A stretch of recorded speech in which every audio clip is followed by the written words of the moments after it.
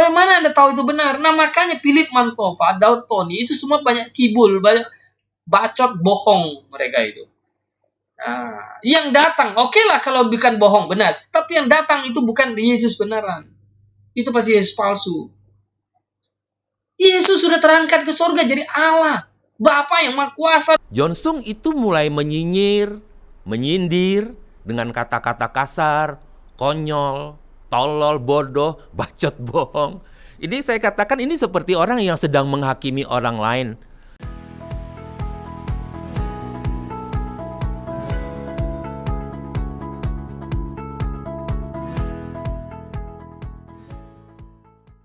Pastor Guntur, tolong dong tanggepin video dari John Sung.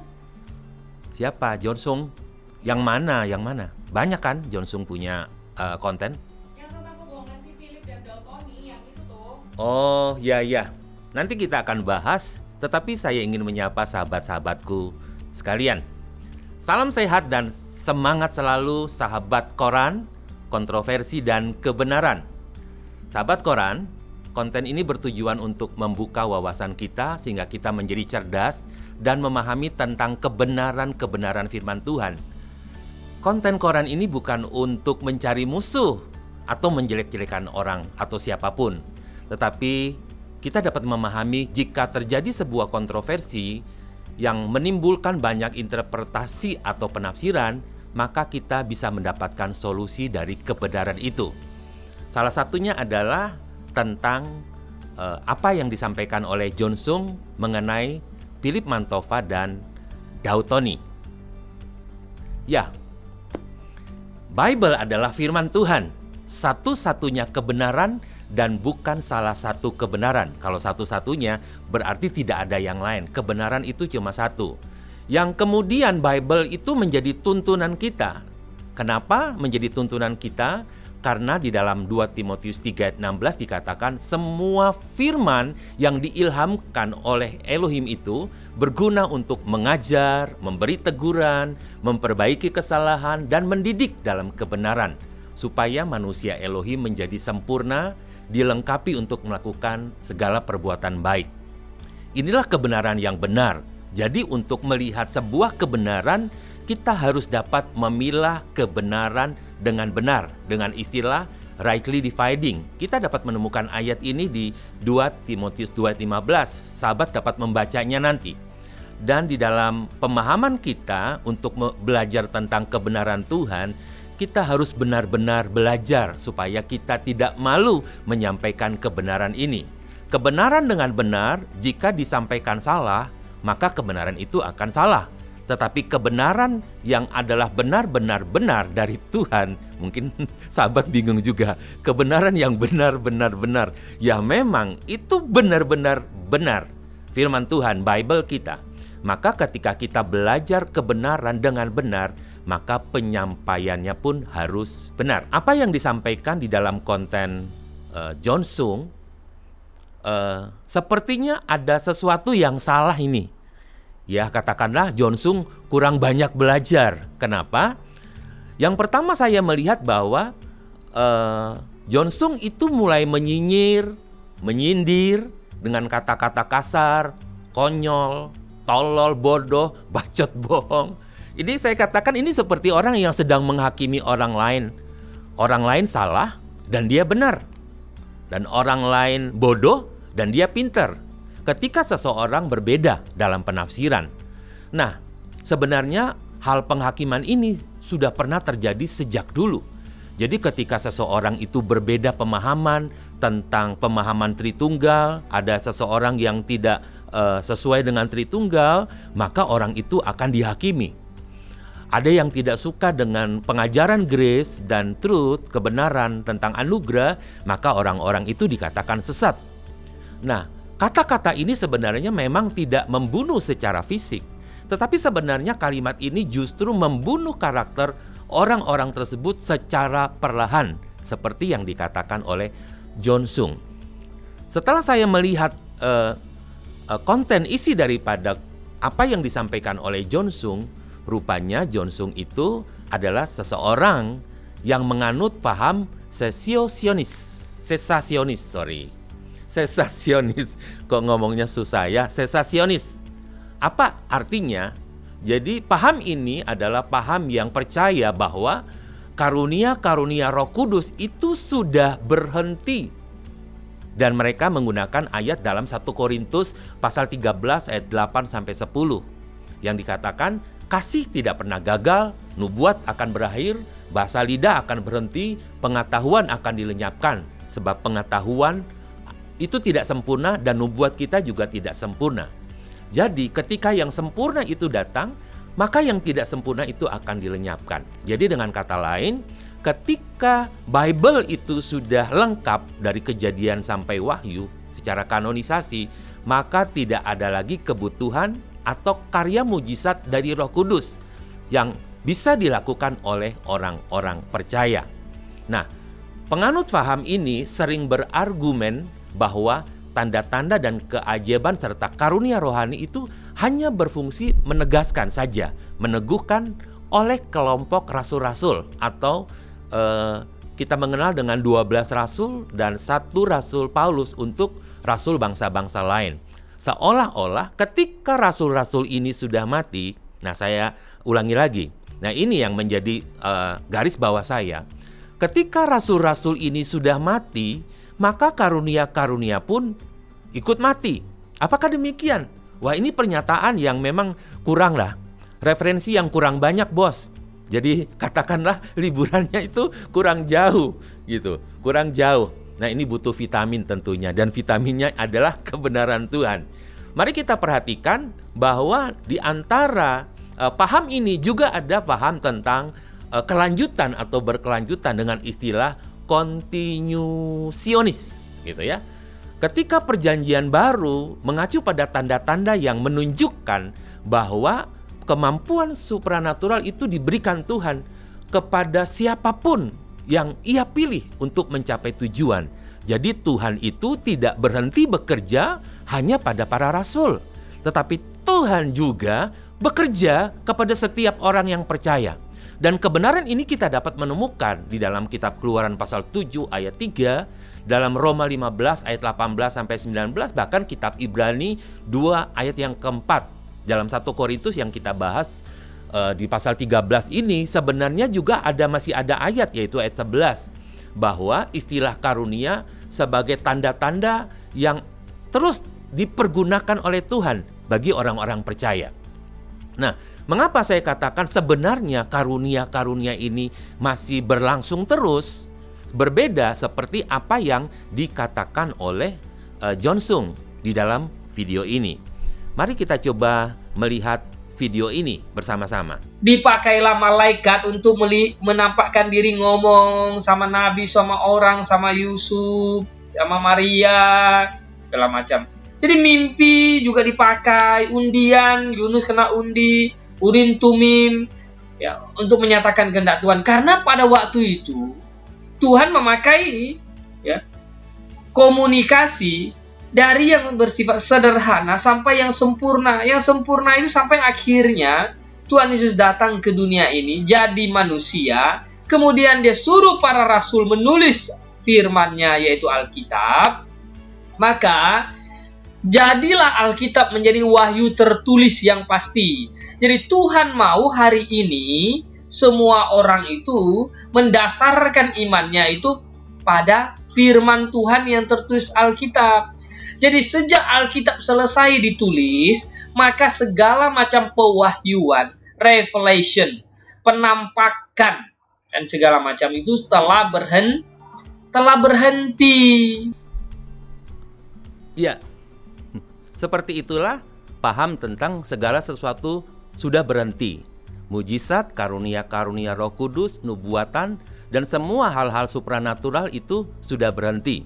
Nah, ini yang tadi saya katakan bahwa ketika John Sung memilih pemahaman ini, pasti dia akan berkata orang-orang yang bernubuat itu sesat. Orang-orang yang mendapat penglihatan sesat, ya. Kemudian orang-orang yang mendapatkan karunia kesembuhan itu sesat semuanya. ini yang sesat siapa ya, yang bohong siapa gitu ya. Oke, saya tidak mau berkata Johnson sesat. Ada sebuah kebenaran yang dia sampaikan di situ, bahwa benar Alkitab adalah satu-satunya firman tertulis dari Tuhan yang dinyatakan kepada para nabi dan para rasulnya. Saya setuju hal itu. Tetapi ketika dia berkata itu sudah berhenti, bagaimana sekarang orang percaya bisa melihat dan merasakan dan menyaksikan sendiri bahwa Tuhan kita Tuhan yang hidup. Jadi sebenarnya yang dinyatakan oleh Johnson itu adalah ayat sebagai referensi pada kedatangan Yesus, ya. Ketika Yesus datang kembali, maka itu sudah tidak dibutuhkan kembali, ya. Itu sudah tidak dibutuhkan kembali karena yang sempurna yaitu Yesus sudah datang. Nah, ayat-ayat yang kita bahas ini, yang saya bahas ini, di dalam ayat yang ke-12 dikatakan, sekarang kita melihat melalui cermin yang kabur, tetapi kelak kita melihat muka dengan muka. Sekarang, aku hanya mengenal dengan tidak sempurna, itu kata Paulus. Tetapi kelak, ini bicara kelak yang akan datang, aku akan mengenal dengan sempurna. Seperti aku telah dikenal sebelumnya. Jadi kita ini memang belum sempurna. Yang sempurna itu firman.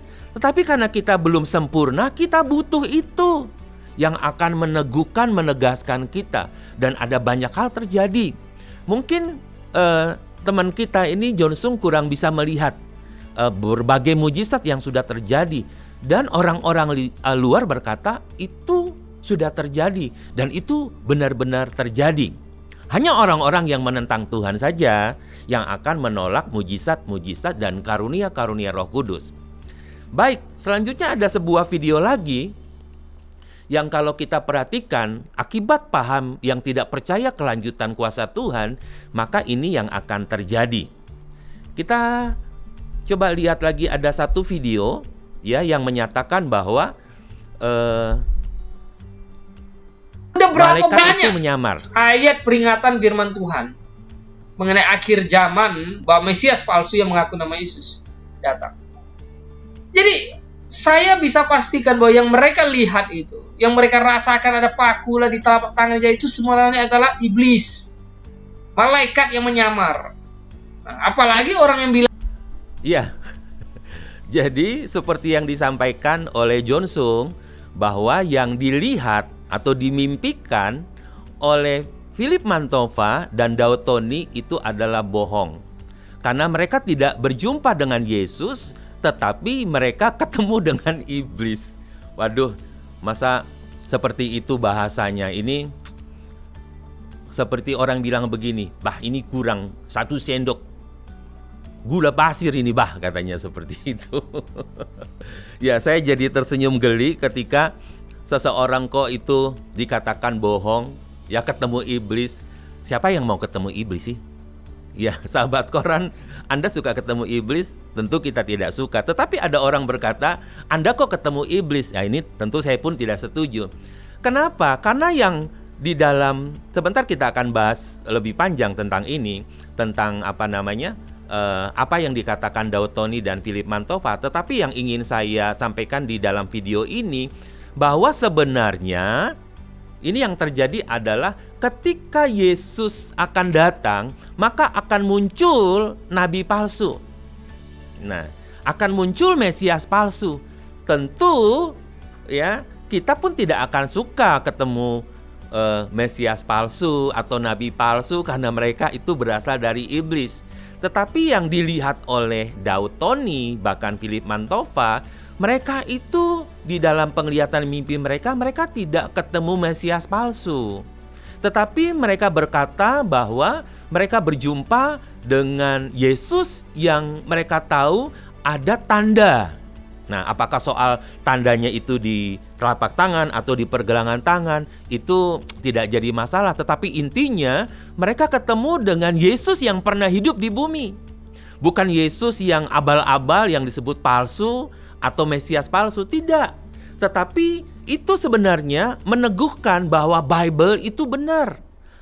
Bahwa apa yang dituliskan di dalam Bible itu 100% benar, bahwa Yesus pernah mati dan pernah menunjukkan lubang paku kepada Thomas. Jadi, ya saya menerima kesaksian daripada Philip Mantova dan Daud Tony. Jadi, saya tidak menentang penglihatan itu karena memang penglihatan itu menunjukkan tentang Yesus yang pernah ada. Dan saya percaya Yesus yang di surga, betul-betul di surga, adalah Yesus yang juga akan datang kembali. Jadi kita tidak bisa berkata sesat. Saya juga tidak mau mengatakan kepada saudara saya John Sung sesat, tidak. Ya cuma, ya mari liburanmu tambah jauh kembali, jangan cuma yang di dekat-dekat saja. Nah, oke, ada satu video lagi, cuplikan juga dari video yang sama. Ini yang merupakan pertanyaan tadi, ya, merupakan pertanyaan tadi tentang kebohongan. Apakah mereka bohong atau tidak? Bagaimana Anda tahu itu benar? Nah, makanya Philip Mantova, Daud Tony itu semua banyak kibul, banyak bacot bohong mereka itu. Nah, yang datang, oke lah kalau bukan bohong benar, tapi yang datang itu bukan Yesus beneran. Itu pasti Yesus palsu.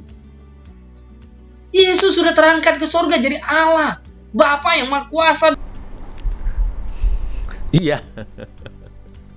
Dikatakan jika sekalipun penglihatan itu benar, tetapi bukan Yesus. Dikatakan oleh John Sung, itu bukan Yesus beneran, itu Yesus palsu karena Yesus ada di surga. Saya mau katakan kepada saudara John Sung, sahabatku yang ganteng ini, bahwa Yesus memang di surga, tetapi apakah Yesus tidak punya kuasa untuk melakukan banyak hal? Mari kita ingat ketika panggilan Saulus menjadi Paulus. Saat itu Yesus di surga, tetapi dia bisa berjumpa dengan Paulus yang akhirnya menjadi Saulus dan menjadi rasul bagi bangsa-bangsa di luar orang Israel. Nah, jadi belajarlah rightly dividing dengan baik supaya kita menemukan kebenaran. Jadi kita tidak mencampur adukan segala ayat menjadi satu. Ini juga saya mau katakan bahwa di dalam Bible ada sebuah penjelasan mengapa saya bahkan sahabat koran semua harus percaya bahwa kuasa karunia-karunia supranatural itu masih berlanjut. Ya, saudara dapat melihat dalam 1 Korintus 12 ayat 8 sampai 10 yang sudah kita baca, tetapi juga di dalam berbagai tulisan Paulus ada orang-orang dalam Kisah Rasul dikatakan bahwa ada yang namanya Filipus, ada yang namanya Stefanus. Nah, ini orang-orang ini bukan rasul-rasul loh. Ini orang-orang seperti orang yang disebut dengan diakon, diakonia, orang-orang yang pelayan-pelayan meja, tetapi diurapi Tuhan, penuh Roh Kudus, dan mereka dapat melakukan perbuatan-perbuatan supranatural. Nah, dua orang ini bukan rasul loh. Jadi kenapa katakan hanya untuk para rasul? Nah, jadi ada sebuah tujuan dan fungsi dari keajaiban yang kita seringkali dengar dengan sebutan karisma atau karunia. Karisma ini atau karunia ini menjadi sebuah pengesahan, terjadi semua mujizat, entah dalam bentuk apapun. Jadi, di dalam doksologi kita, dalam pujian dan doa, kita dapat memuliakan Tuhan dan kita percaya di dalam doa kita bahwa Tuhan dapat melakukan mujizat. Nah, ini apakah Anda tidak berdoa untuk sebuah mujizat atau hal-hal supranatural? Apakah harus menunggu Yesus datang kedua kali baru terjadi mujizat? Oh tidak, ya. Di dalam pelayanan penginjilan ada banyak pemberita Injil, evangelis, dan mereka melakukan mujizat yang luar biasa. Apakah tidak pernah melihat ini terjadi? Dan orang begitu heran tentang mujizat ini. Bahkan orang-orang di luar kekristenan pun akhirnya melihat mujizat. Bukankah ini sebagai sebuah peneguhan yang paling hebat dari kebenaran firman Tuhan yang kita percayai? Berikutnya juga dalam pastoral, pelayanan pastoral penggembalaan sebagai ekspresi belas kasih, cinta kasih, perawatan kepada jemaat. Kenapa? Karena dengan pelayanan pastoral, dengan yakin tentang kuasa Tuhan, maka kita dapat membangun dan memperkuat orang-orang percaya sebagai tubuh Kristus. Silahkan baca, ayatnya banyak sekali, ya. Di dalam 1 Korintus 12 ayat yang ke-7, dalam pasal 14 ayat 3, ayat 5 sampai ayat 26. Semua itu menunjukkan bahwa semuanya berlaku sampai Tuhan akan datang kembali. Jadi, Jika ditanya, Pastor Guntur, apa tanggapanmu tentang Philip Mantova dan Daud Tony? Apakah mereka bohong soal lubang paku? Ini saya jawab seperti ini.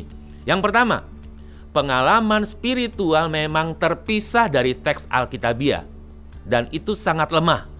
Tetapi dia dapat membuktikan sedikit dari bagian Alkitab atau Bible kita bahwa pengalaman spiritual mereka itu menggambarkan, mewujudkan tentang apa yang mereka lihat dan apa yang mereka baca di dalam firman Tuhan. Jadi apakah bisa dipercaya? Ya, bagi saya, walaupun itu pengalaman spiritual, tapi saya bisa percaya karena mereka bicara tentang Yesus yang pernah ada di bumi ini dan tertulis. Yang kedua, sebenarnya kedua pastor ini itu saling melengkapi dan bukan saling bertentangan. Karena Philip Mantova berkata dia menunjukkan di dalam videonya di pergelangan tangan dan hampir menyentuh lubangnya. Yang kedua, Daud Tony berkata lubangnya itu di pergelangan tangan. Jadi keduanya sebenarnya saling melengkapi. Dan ini juga saya bisa percaya karena yang ditunjukkan sebenarnya bukan masalah lubang pakunya, tetapi mereka menjumpai Yesus yang ada lubang pakunya. Nah, tidak seperti John Sung berkata Yesus itu harus dioperasi, dijahit. Orang kalau operasi dijahit tertutup. Enggak, Yesus tidak perlu operasi, tetapi Yesus ingin orang-orang tahu bahwa dia pernah mati, dia pernah dikuburkan, ya, dan dia bangkit. Itulah pemberitaan Injil sejati, Injil kebenaran yang kita dapatkan di dalam Alkitab. Nah, itu sebabnya silahkan dilihat komentar-komentarnya. Ada satu komentar yang berkata seperti ini, dan ini kan jadinya lucu gitu, seolah-olah sahabatku John Sung ini kurang pemahaman. Dikatakan, Pak sorry ya, salah atau benar itu urusan Tuhan, ya, bukan urusan Bapak. Semua orang pada dasarnya itu berdosa. Dari respon Bapak kelihatannya karakter Bapak sesungguhnya orang yang suka menghakimi, tidak dekat dengan Tuhan. Dan ada banyak lagi konten-konten yang dapat dibaca dalam konten John Sung. Ya, saya tidak berkata sahabatku John Sung sesat, tidak, tetapi mari belajar kembali sehingga kita memiliki pengetahuan-pengetahuan yang lengkap. Ya, ini yang saya bisa sampaikan kepada kita sekalian, sahabat Koran. Kontroversi selalu ada pro dan kontra. Tetapi jika ada kontroversi tentang sebuah kebenaran, mari kita belajar mencari solusinya. Kita belajar dan tidak menjadi malu, serta dapat memilah kebenaran dengan benar, rightly dividing. Jangan menghujat, jangan memaki. Saya Guntur Irianto, salam Koran, kontroversi, kebenaran.